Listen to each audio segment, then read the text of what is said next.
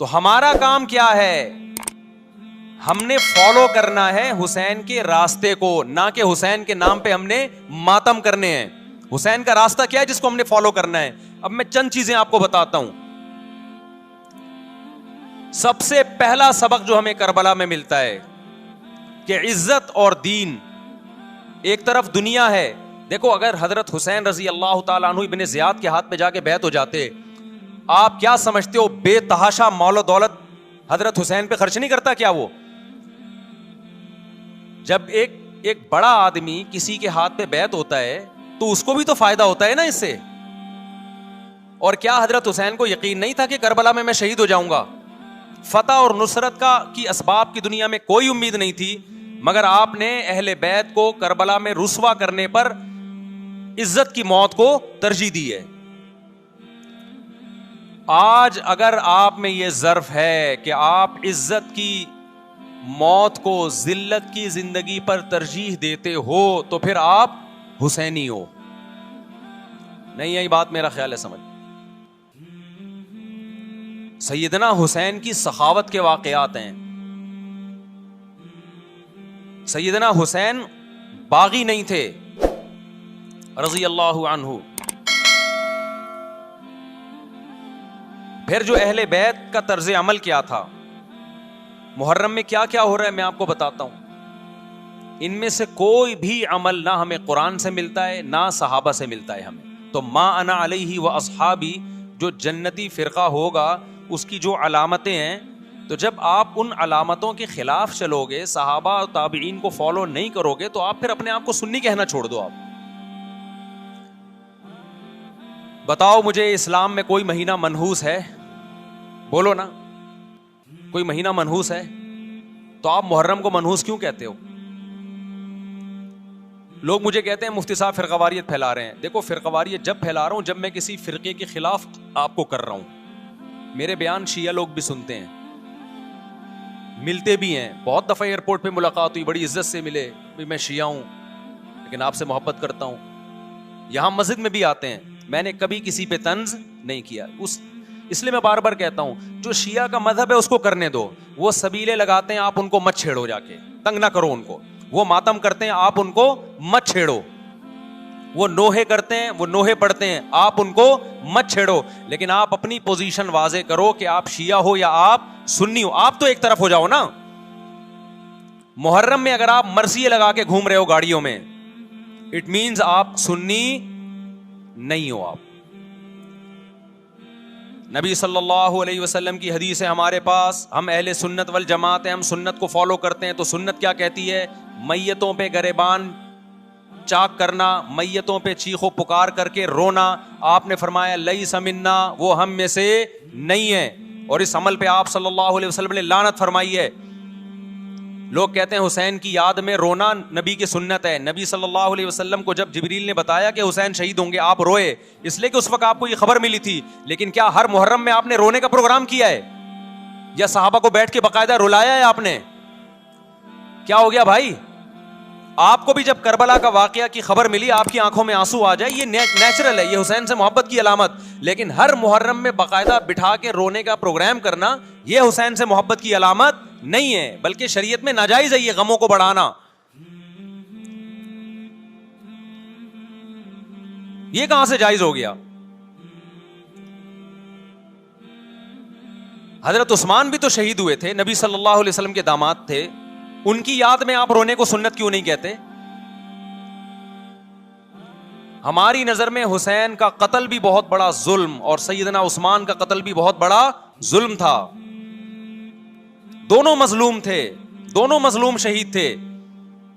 ہمیں دونوں کی شہادت پہ غم ہے، لیکن اب اس غم کو مناتے نہیں ہیں. اسلام میں غم منانا سنت نہیں ہے. دیکھو جعفر طیار رضی اللہ عنہ، نبی کے چچا زاد بھائی، اہل بیت، جب آپ صلی اللہ علیہ وسلم نے ان کو لڑائی کے لیے میدان جنگ میں بھیجا، رومیوں سے لڑائی تھی. حضرت جعفر طیار کی 4 بیویاں تھیں. جب نبی صلی اللہ علیہ وسلم مسجد نبی میں بیٹھے، آپ کو فرشتوں نے اطلاع دی کہ جعفر طیار شہید ہو گئے. آپ صلی اللہ علیہ وسلم کی آنکھوں سے آنسو. یہ آنسو اس وقت نکلے جب عین شہادت کی اطلاع ملی ہے، اس وقت آنسوؤں کا نکلنا محبت کی علامت ہے۔ آپ نے صحابی رسول کو بھیجا کہ جاؤ آپ کی زوجات کو، بیویوں کو جا کے خبر دو کہ جعفر طیار شہید ہو گئے۔ کیا قربانی تھی صحابہ کی، آپ دیکھو ایسے جوان تھے جعفر طیار، خوبصورت جوان۔ غزوہ بدر میں جب مشرکین مکہ نے یہ نعرہ لگایا کہ حل میں مبارز، 3 سردار آئے، انہوں نے کہا پہلے تمہارے اندر سے 3 بہادر آئیں ہم سے لڑیں۔ دیکھو عربوں میں یہ ہوتا تھا کہ جب جنگ کے لیے 2 فوجیں آمنے سامنے کھڑی ہوتی تھیں تو پہلے دونوں طرف کے بہادر ترین لوگوں کی لڑائیاں ہوتی تھیں کہ جب تک دونوں میں سے ایک قتل نہیں ہوگا لڑائی شروع نہیں ہوگی۔ تو آپ کو پتا ہے کہ اس میں بہادر ترین لوگ نکلیں گے نا، جو لڑنا جانتے ہوں۔ مشرکین مکہ کی طرف سے 3 یا 4 بڑے بڑے سردار آئے لڑائی سے پہلے، بدر میں لڑائی سے پہلے، انہوں نے نعرہ لگایا حل میں مبارز، کوئی ہے تم میں جو پہلے ہم سے لڑے؟ یعنی ادھر سے ہم 3 ہیں تو ادھر سے بھی کتنے چاہیے؟ 3 بندے۔ ادھر سے انصار صحابہ آئے، مشرکین مکہ نے کہا لیسو بی اکفائنا، یہ ہمارے جوڑ کے نہیں ہیں، قریشی ہاشمی چاہیے ہمیں، ہمارے نسب کے لوگ ہونے چاہیے۔ تو ادھر سے نبی صلی اللہ علیہ وسلم نے حضرت علی کو بھیجا اور حضرت جعفر طیار کو بھیجا۔ جن صحابہ کو بھیجا ان میں حضرت جعفر طیار بھی تھے۔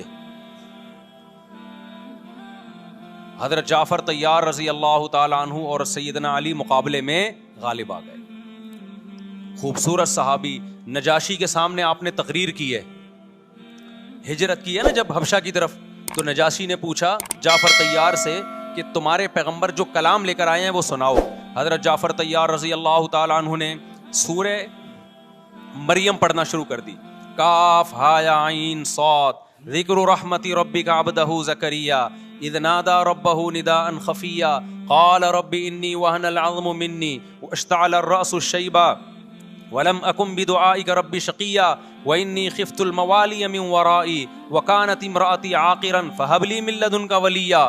ایسی حضرت مریم اور عیسیٰ ابن مریم کی سیرت کو سورہ مریم میں بیان کیا حضرت جعفر طیار نے کہ نجاشی روتے روتے، اس کی داڑھی تر، اور جتنے پادری بیٹھے تھے سب کی داڑیاں تر ہو گئی روتے روتے۔ تو یہ تقریر جو نجاشی کے اسلام کا سبب بنے، بادشاہ کو مسلمان کرنے والے کون تھے؟ حضرت جعفر طیار۔ اور آپ کے چھوٹے چھوٹے بچے، 4 جوان بیویاں ہوں، چھوٹے چھوٹے بچے ہوں، اور ایسے میں میدان جنگ میں لڑتے ہوئے شہید ہو جائیں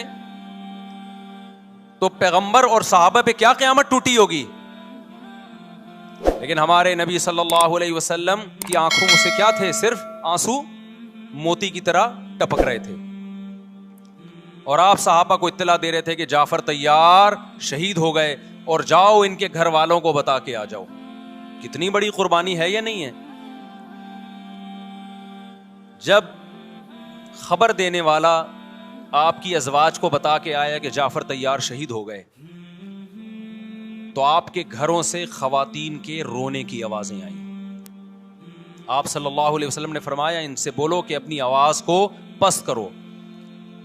پھر چیخو پکار کی آواز آئی تو آپ نے فرمایا کہ اگر دوبارہ چیخو پکار کی آواز آئے تو ان کے منہ پہ خاک پھینک دو۔ وہ شہید کی بیوہ تھیں، اور شہید بھی کتنے مقدس، ان کو بھی نبی صلی اللہ علیہ وسلم نے نوحہ کرنے کی اجازت نہیں دی۔ اس دن جس دن غم پہنچا ہے اس دن بھی چیخو پکار کی اجازت نہیں دی ہے، تو آپ بتاؤ اگلے سال اس تاریخ کو چیخو پکار کی کیسے اجازت مل جاتی؟ نہیں آئی میرا خیال ہے بات سمجھ میں۔ جب غم پہنچا ہے اس وقت چیخنے چلانے کی اجازت نہیں ہے۔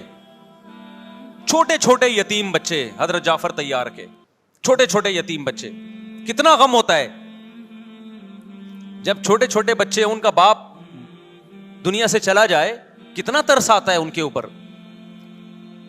تو ہمارے نبی کو بھی ان یتیم بچوں پہ بھی ترس آیا، ان بیواؤں پہ بھی ترس آیا، لیکن نہ نبی صلی اللہ علیہ وسلم چیخو پکار کر کے خود روئے اور نہ آپ نے ان کی ازواج کو رونے کی اجازت دی ہے۔ سمجھ میں نہیں آ رہی میرا خیال ہے بات؟ میرا مقصد شیعوں پہ طنز کرنا نہیں ہے، ان کا جو مذہب ہے ان کو اس پہ چلنے دو۔ میرا مقصد ہے آپ اپنی پوزیشن واضح کرو کہ آپ ادھر ہو یا ادھر ہو، کسی کو تنگ مت کرو، نہ کسی پہ فتوے لگاؤ کفر اسلام کے۔ نہ کسی کو جہنمی قرار دو. اپنی پوزیشن آپ فیصلہ کرو کہ آپ اگر ادھر جانا ہے تو پورے ادھر چلے جاؤ. پھر یہ آدھا تیتر آدھا بٹیر والا معاملہ مت کرو.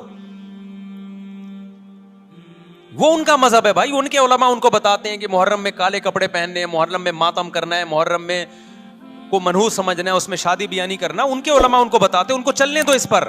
دنیا میں بہت سے فرقے ہیں, بہت سے مذہب ہیں. ہم کسی کو نہ ختم کر سکتے ہیں, نہ کسی کے خلاف نفرت پیدا کر سکتے ہیں. اس سے کوئی چیز حاصل نہیں ہوگی. کسی سے نفرت کرنے کی ضرورت نہیں, کسی پہ فتوے لگانے کی ضرورت نہیں, لیکن آپ کو اپنی پوزیشن واضح کرنی پڑے گی کہ میں کہاں کھڑا ہوا ہوں. اگر آپ سنی ہو تو پھر اہل سنت والجماعت صحابہ تابعین کو فالو کرتے ہیں, حدیث کو فالو کرتے ہیں. اور حدیث میں ہمیں ماتم کرنا, نوحہ کرنا, گریبان چاک کرنا اس کی پرمیشن نہیں ہے, بلکہ اس سے روکا گیا ہے, اس عمل کو حرام اور ناجائز قرار دیا گیا ہے.